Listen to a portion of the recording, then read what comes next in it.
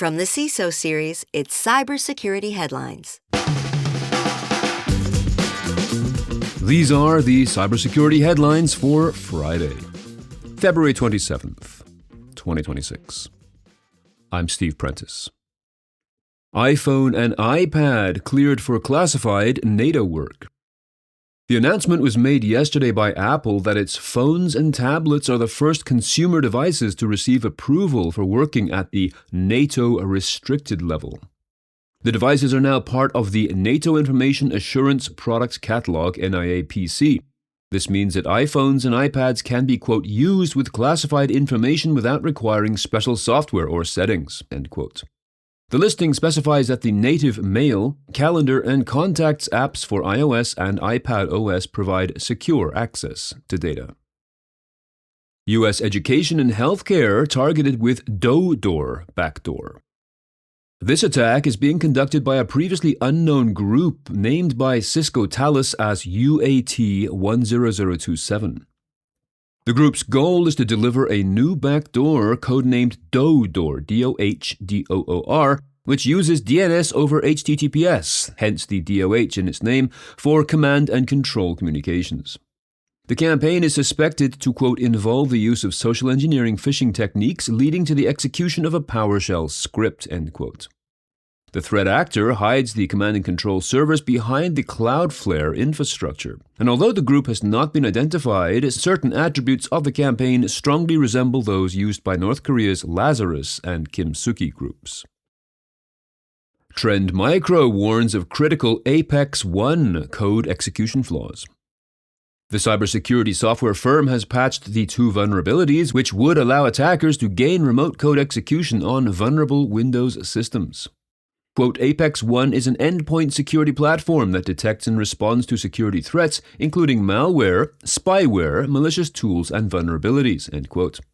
Both of these named vulnerabilities have CVE numbers. As Trend Micro explained in a security advisory released on Tuesday, quote, successful exploitation requires attackers to have access to the Trend Micro Apex One management console, end quote, meaning customers whose console's IP address is exposed externally should consider mitigating factors such as source restrictions, if not already applied. European e-commerce chain Mano suffers data breach. Mano, spelt M-A-N-O, is an online marketplace specializing in DIY, home improvement, gardening, and related products. It is based in France and sells to customers in France, Belgium, Spain, Italy, Germany, and the United Kingdom. And its e-stores reportedly have about 50 million unique visitors per month. The company learned of the hack in January of this year, and an investigation has determined that 38 million individuals are affected. The data stolen appears to be basic PII with no financial information. The cause of the breach is believed to be a third-party vendor, specifically a Tunis-based customer support service provider that suffered a Zendesk breach. Huge thanks to our sponsor, Adaptive Security.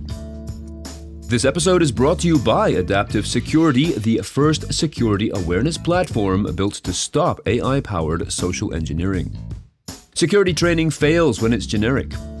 Adaptive's platform personalizes training and runs deepfake simulations across email, SMS, voice, and video. And with Adaptive's AI content creator, you can drop in a breaking threat or compliance doc and instantly turn it into interactive, multilingual training. No designers, no delays. You can learn more at adaptivesecurity.com. That is the two words, adaptivesecuritytogether.com. Ransomware payments dropped in 2025, but attack numbers reached record levels.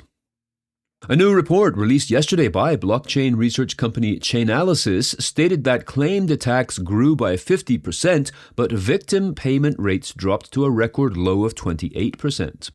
This translates to a total of $820 million in payments to ransomware actors in 2025, which might rise to $900 million as more data arrives.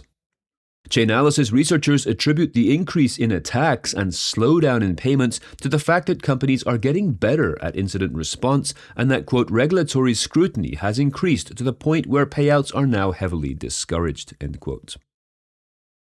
The UK turns to automated scanning to speed cyber fixes. The British government said yesterday that it has, quote, slashed the time required to fix some of the most serious cyber vulnerabilities across the public sector, pointing to a new automated monitoring service, end quote.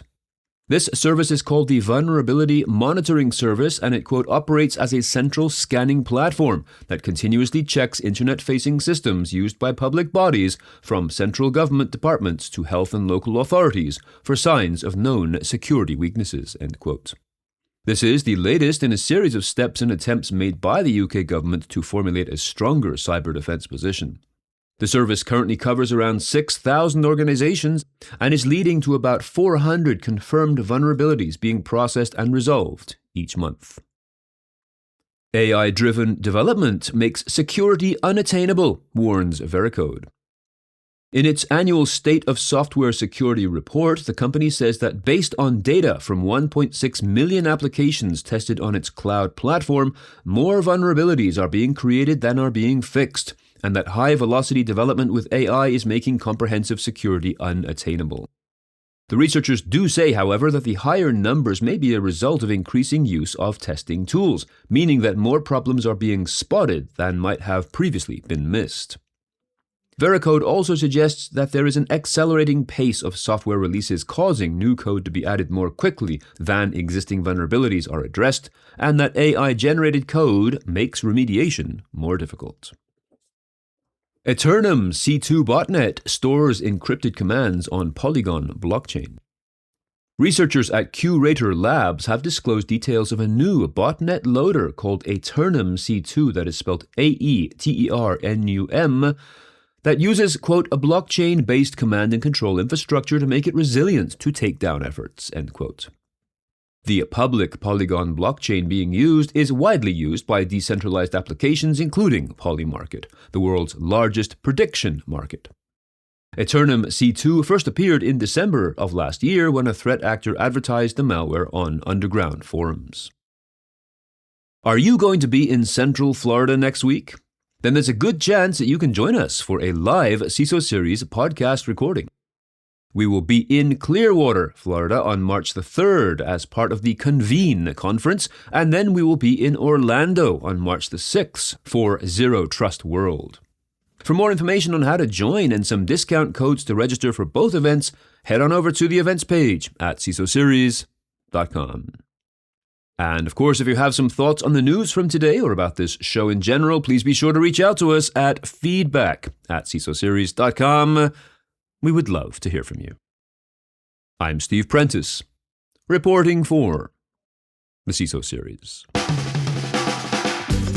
Cybersecurity headlines are available every weekday. Head to cisoseries.com for the full stories behind the headlines.